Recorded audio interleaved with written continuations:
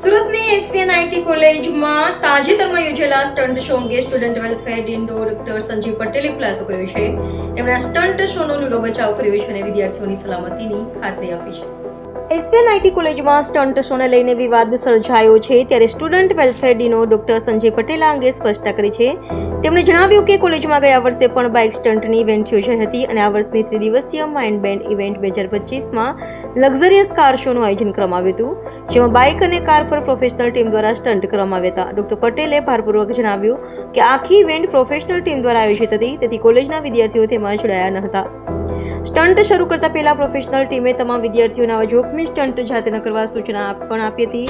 તેમણે ઉમેર્યું કે કોલેજોમાં અભ્યાસ કરતા વિદ્યાર્થીઓ એટલા સમજદાર છે કે તેઓ આવા સ્ટન્ટ જાતે નહીં કરે. જો કે તેમણે સ્વીકાર્યું કે જે રીતે જોખમી સ્ટન્ટ જોવા મળે છે તેને ધ્યાનમાં રાખીને આવતા સમયથી વધુ સાવચેતી રાખવામાં આવશે અને ભવિષ્યના કાર્યક્રમોમાં વિદ્યાર્થીઓને જોખમ ઊભું ન થાય તેવી ઇવેન્ટો ટાળવા માટે સૂચનાઓ આપવામાં આવશે. ડોક્ટર પટેલે જણાવ્યું કે આ સમગ્ર ઇવેન્ટ વિશે પ્રોફેસરોને જાણ હતી અને તેમની હાજરીમાં જ કાર અને બાઇક શો યોજાયો હતો. પ્રોફેસરો વિદ્યાર્થીઓને કોઈ નુકસાન ન પહોંચે તેની તકેદારી રાખવા માટે ત્યાં હાજર રહ્યા હતા. ઉલ્લેખનીય છે કે એસવીએનઆઈટી દર વર્ષે વિદ્યાર્થીઓ દ્વારા માઇન્ડ બેન્ડ ઇવેન્ટનું આયોજન કરવામાં આવે છે અને આ વર્ષે આ ત્રિદિવસીય ઇવેન્ટમાં 25થી વધુ વિવિધ કાર્યક્રમ યોજાયા હતા. ડૉક્ટર સંજય કુમાર આર પટેલ, હું ડીન સ્ટુડન્ટ વેલફેર છું.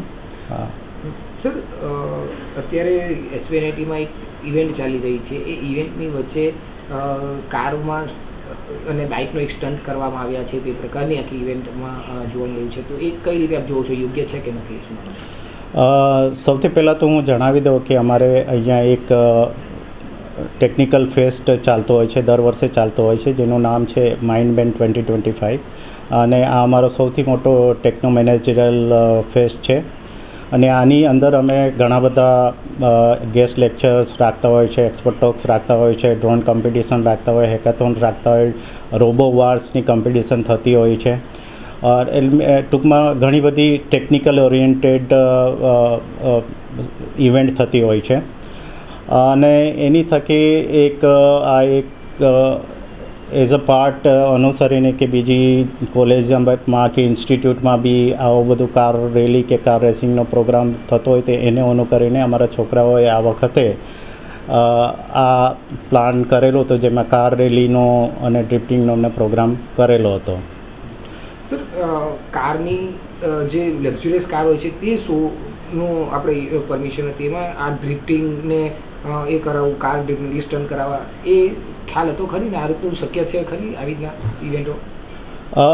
એકચ્યુઅલી એની અંદર જે બાઇક પરથી એમણે જે રેસિંગ કરતા હોય કે થોડા નાના મોટા કર્તવ્યો દેખાડતા હોય એ આગળ પણ એસવીએનઆઈટીમાં થતા હતા અને બીજી એનઆઈટીમાં અને આઈઆઈટીમાં બી એવું થતું હોય છે. એટલે એ અમારા જે ટીમ ઓફ માઇન્ડ બેન્ડ છે એમને થયું કે આ વખતે આપણે બી આવું કંઈ ટ્રાય કરી જોઈએ.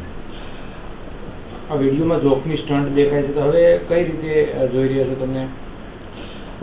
લુકિંગ ટુ કે આવી ડેન્જરસ એક્ટિવિટી જો થાય તો એના માટે જનરલી આયોજકોએ ઘણી બધી, કારણ કે ટીમ હતી એ પ્રોફેશનલ ટીમ હતી અને પ્રોફેશનલ ટીમ ઇનિશિયલી બધાને કહેતા જ હોય છે કે જે અમે બતાવી રહ્યા છીએ એ ખાલી અમે પ્રોફેશનલ છે એટલે કરી શકીએ છીએ, તમારે આવી બધું કરવાના ના હોય અને બધા સેફ્ટી પ્રિકોશન એમણે લીધેલા હોય છે.